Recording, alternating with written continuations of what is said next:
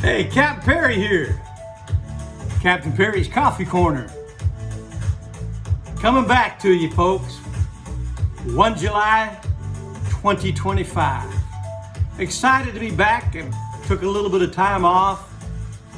Got my wife up to Iowa. Had some family time.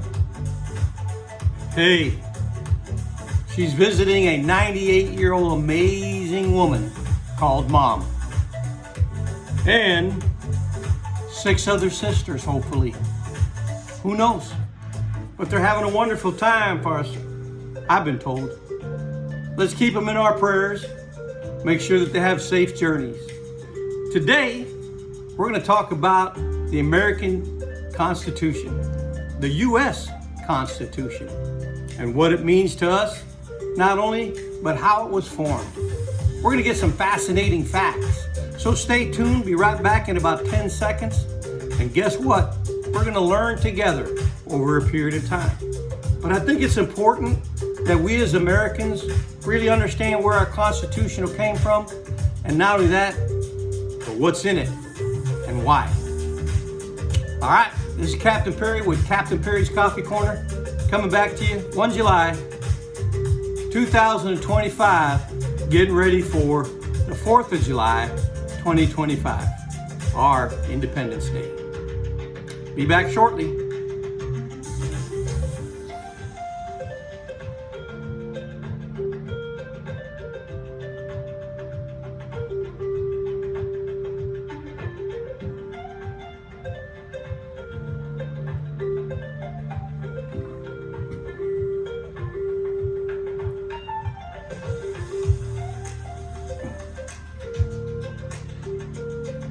All right, some fascinating facts about the United States Constitution.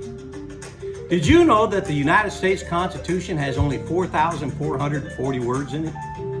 It's the oldest and the shortest written constitution of any major government in the world. Thomas Jefferson did not sign the Constitution. He was in France during the convention, where he served as the United States Minister for France. John Adams was also missing because he was serving as the United States Minister for Great Britain, and he didn't attend the convention. The Constitution was penned by a young man by the name of Jacob Shallus, Shallus. He was a Pennsylvania clerk, and he's only paid $30, which probably today would be right around $952 or so. The Constitution does not set forth requirements for the right to vote. As a result, at the outset of the Union, only male property owners could vote. African Americans were not considered citizens at the time, and women were excluded from the electoral process. Native Americans weren't even allowed to vote until finally the right to vote came to them in 1924. Of the 42 delegates who attended most of the meetings, 39 actually signed the Constitution. Edmund Randolph, George Mason of Virginia, and Albert Gerry of Massachusetts refused to sign, due in part to the lack of the Bill of Rights. When it came time for the states to ratify the Constitution, the lack of any Bill of Rights was the primary sticking point. The Great Compromise, wow, saved the Constitutional Convention and probably the Union. Authored by Connecticut delegate Roger Sherman, it called for proportional generation in the House, meaning 1 representative per state in the Senate, which was later changed to 2. And the promise passed 5-4 with 1 state, Massachusetts, totally divided. Patrick Henry was elected as a delegate to the Constitutional Convention. But you know he declined? Said he smelt a rat. Because of his poor health, Benjamin Franklin needed help to sign the Constitution. As he did so, tears streamed down his face.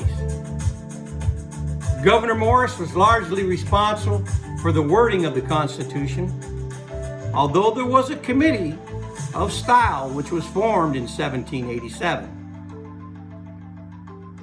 And the oldest person to sign the Constitution was Benjamin Franklin at 81 years old. And the youngest was Jonathan Dayton of New Jersey. He was only 26. Stay tuned for our next Captain Perry and Coffee Table. We're going to continue a little bit more and more to learn about the U.S. Constitution, which every American and everyone in America should know, or at least try to know, or learn from, and maybe understand. Wait till we get into some more facts. God bless. Catch you on the flip side. Captain Perry in the Coffee Corner, 1 July 2025. Be safe out there. Be ready for the 4th of July. Remember our veterans, okay? Take care of them. And remember our animals too, okay? And be safe with all the fireworks. God bless you and your family. We'll catch you on the flip side. Captain Perry out.